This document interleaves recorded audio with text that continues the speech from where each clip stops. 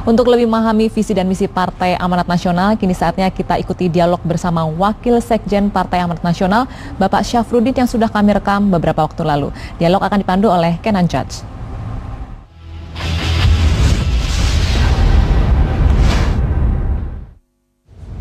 Ya, selamat pagi pemirsa setia TVRI, saya Kenan Judge kembali menemani Anda dalam dialog realita politik. Dan pagi hari ini saya berada di kantor DPP PAN di Bilangan, Jakarta Selatan. Dan pagi hari ini saya ditemani oleh Wasekjen DPP PAN, Haji Muhammad Syafruddin STMM.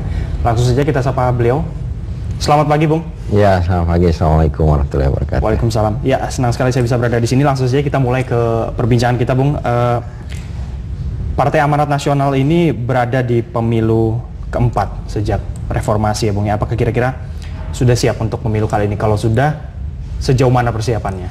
Ya, Partai Amanat Nasional sejak berdiri dari tahun 1998 sudah siap dan selalu memberikan yang terbaik khusus bangsa Indonesia kemudian konstituennya. Dan insya Allah pada pemilu yang ke depan ini tahun 2014 yang akan datang sudah di ambang pintu, Partai Amanat Nasional sangat siap sekali menyambut pelaksanaan pesta demokrasi yang pelaksanaannya hanya sekali dalam 5 tahun ini. Baik, untuk sekali dalam 5 tahun ini, Bung, kira-kira untuk kali ini, pemilu yang kali ini, target perolehan suaranya seberapa banyak? Kita tahu bahwa di seluruh Indonesia sekarang ada 77 dapil, jadi kami menargetkan masing-masing dapil Partai Amanat Nasional memperoleh suara atau kursi hanya kursi satu, jadi 77 dapil itu kita mudah-mudahan bisa terisi semuanya, jadi 77 kursi. Nah, ini perolehan yang kami sampaikan kepada seluruh kader yang akan berkompetisi kepada pemilu yang akan datang. Tetapi jika dalam pelaksanaannya nanti insya Allah akan bertambah, itu adalah merupakan hal sangat luar biasa dan itu menjadi target utama kami. Gitu. Oke, jadi 77 kursi untuk targetnya sendiri. Ya. Baik, Bung, kira-kira strategi yang mau diusung untuk pemilu kali ini apa? Ya, seluruh caleg-caleg PAN kami harapkan untuk turun langsung ke masyarakat, memberikan pelayanan kepada masyarakat, mendengar apa yang disampaikan oleh masyarakat, datang merangkul bertanya, dan kami tidak menyampaikan kepada caleg itu untuk hanya diam, menunggu, tetapi harus datang, mendengarkan apa yang ingin disampaikan oleh rakyat. Itu yang paling penting, karena pengalaman pemilu kapanpun dan setiap pelaksanaannya selalu yang diharapkan oleh masyarakat atau rakyat itu, rakyat ingin didatangi, rakyat ingin mendengar, rakyat ingin menyampaikan. Nah, kepada seluruh kader Partai Amanat Nasional yang akan berpartisipasi dalam pemilu yang akan datang, harus datang menjemput, harus datang mendengarkan kepada setiap masyarakat, tanyakan apa permasalahannya, sehingga apa yang diinginkan dapat kita dengarkan dan kita dapat memberikan pelayanan pada mereka. Oke, baik, Bung. Dalam sebuah pemilu tidak bisa dipungkiri dana itu sangat menentukan sekali sukses atau tidaknya pemilu ini. Kira-kira bagaimana metode penghimpunan dana Partai Amanat Nasional untuk tahun ini? Ya, kalau berbicara dana memang itu menjadi kewajiban, tapi harus diingat bahwa pendanaan itu bukan merupakan sesuatu hal yang harus menjadi suatu keharusan. Nah, kita ada iuran anggota di seluruh Indonesia, kemudian mulai dari level yang paling bawah sampai dengan level paling atas. Itulah yang kami himpun sehingga menjadi suatu kekuatan. Inilah yang kami sampaikan kepada masyarakat, ada berupa atribut dan yang lain. Dan alhamdulillah ini sudah ready semua dan kita tinggal menyongsong pelaksanaan pemilu ini dengan segala sesuatu yang terbaik. Baik, Partai Amanat Nasional sendiri dengan ideologi nasionalisnya dan strategi-strategi yang tentunya sudah disiapkan sendiri oleh anggota-anggotanya, kira-kira apa yang PAN tawarkan jika kita berbicara mengenai perbaikan ekonomi Indonesia? Ya, sekarang kita lihat bahwa kondisi perekonomian Indonesia terus ya, dari dulu terus naik, meningkat. Tentu ini merupakan sesuatu tantangan. Walaupun terus naik, tapi ini merupakan tantangan. Partai Amanat Nasional selalu berada di depan melihat setiap perkembangan dan kejadian ekonomi ini. Dan kami seluruh kader Partai Amanat Nasional disampaikan oleh Ketua Umum kami, Saudaraku Hatta Rajasa, bahwa setiap kader Partai Amanat Nasional melihat ini, setiap permasalahan perekonomian adalah merupakan permasalahan bangsa. Juga yang harus dijawab oleh seluruh kader Partai Amanat Nasional. Harus ditanya, harus dilihat, harus dipelajari. Kenapa jadi seperti ini? Harus dicarikan solusi. Dan tentu kita memiliki anggota DPR. anggota DPR, anggota legislatif di pusat maupun sampai ke bawah. Ini setiap kajian-kajian yang terjadi di bawah harus disampaikan kepada pemerintah lokal, provinsi maupun di pusat. Harapannya agar bisa dicarikan way out-nya. Nah, kalau bisa dicarikan solusi ini adalah merupakan salah satu kontribusi Partai Amanat Nasional kepada bangsa dan negara ini, khusus perekonomian. Itu yang paling penting. Baik, itu tadi jika kita berbicara mengenai strategi membenahi perekonomian Indonesia. Namun kita tahu sendiri di permasalahan ekonomi Indonesia ini cukup kompleks, Bang. Jadi kira-kira yang ingin dibenahi paling pertama menjadi prioritas oleh PAN sendiri kira-kira apa?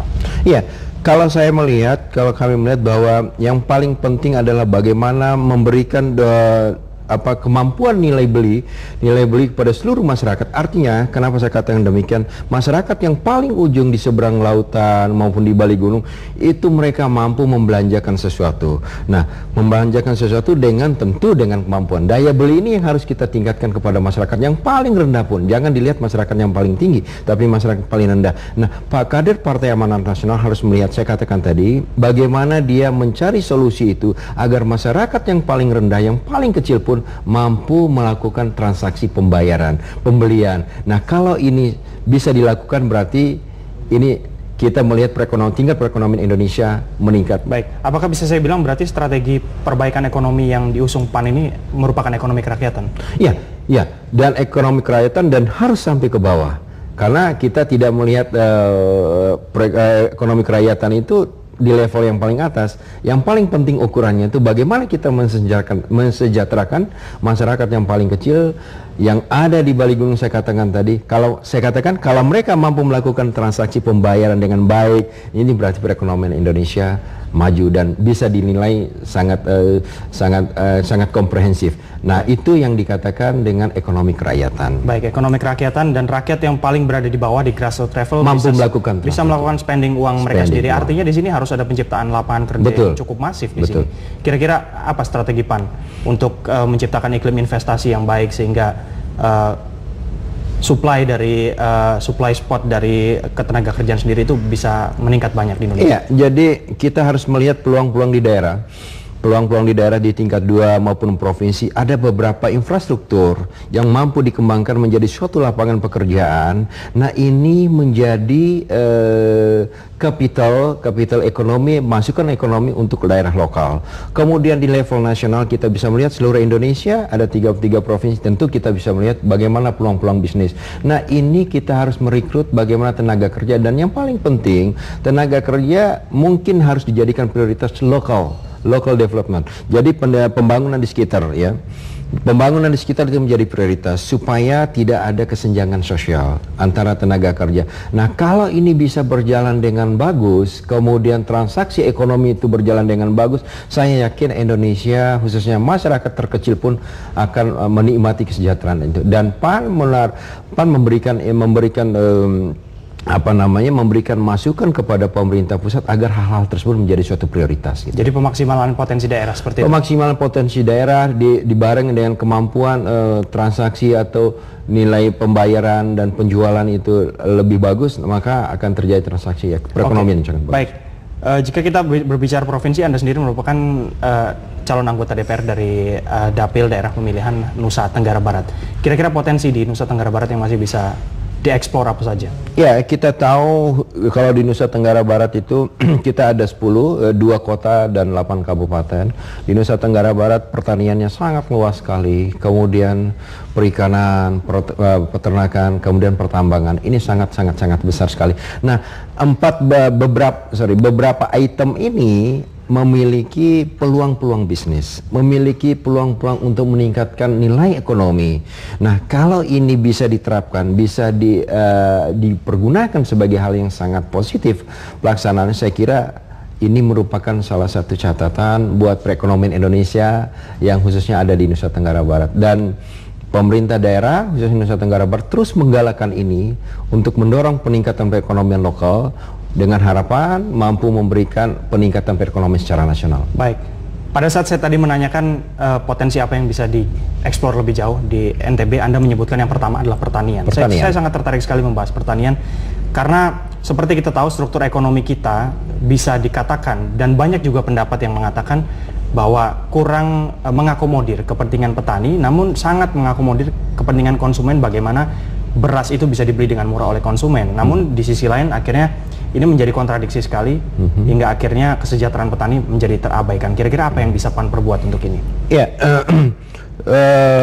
mungkin yang perlu saya sampaikan sebagai putra daerah di Nusa Tenggara Barat, kalau berbicara hasil pertanian di sana tuh di Nusa Tenggara Barat hampir tidak ada kurangnya.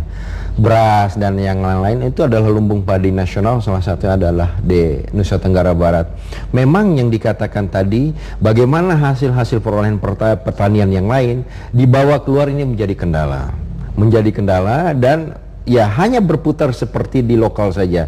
Nah inilah menjadi catatan, menjadi tanggung jawab saya sebagai anggota legislatif dari Nusa Tenggara Barat untuk mencarikan way out-nya bagaimana gitu supaya hasil pertanian ini dapat dinikmati oleh provinsi yang lain, bahkan mungkin bisa dinikmati oleh negara yang lain. Karena di Nusa Tenggara Barat itu sangat luas sekali dan pertanian jadi pendek kata apa saja ditanam insya Allah akan hidup kalau di Nusa Tenggara. Dinikmati oleh negara lain berarti artinya kita akan mengekspor hasil pertanian kita, hasil bumi kita. Saya pikir kalau ini sudah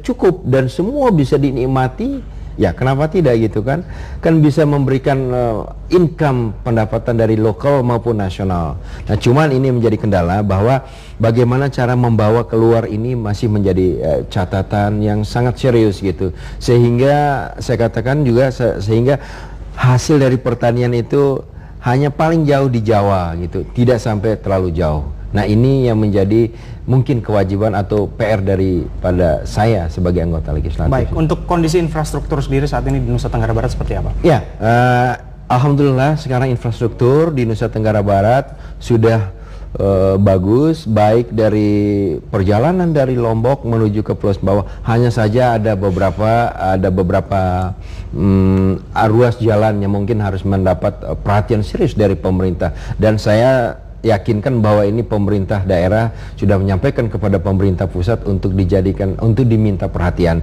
dan saya juga tetap memberikan masukan kepada pemerintah pusat bahwa di Nusa Tenggara Barat tentu masih mengharapkan bantuan daripada pemerintah pusat, terutama infrastruktur. Nah kalau infrastruktur berjalan dengan normal, petani-petani tadi yang memiliki hasil pertanian yang mungkin komoditinya bisa dinikmati oleh saudara-saudara kita di seberang atau di provinsi atau mungkin yang mau dikirim ke luar negeri, ini tidak akan terganggu. Artinya tidak akan basi atau tidak akan busuk. Tetapi kalau infrastrukturnya tidak begitu mendukung, nah ini menjadi catatan dan kendala buat kita. Oke, sayang sekali waktu kita sangat terbatas sekali. Bung Syafruddin, terima kasih atas waktunya sekali. Terima kasih. Ya, saudara, demikian tadi dialog saya bersama Haji Muhammad Syafruddin STMM, calon anggota DPR daerah pemilihan Nusa Tenggara Barat di kantor DPP PAN di Bilangan, Jakarta Selatan. Saya Kenan Jos undur diri, kita kembali ke Resa.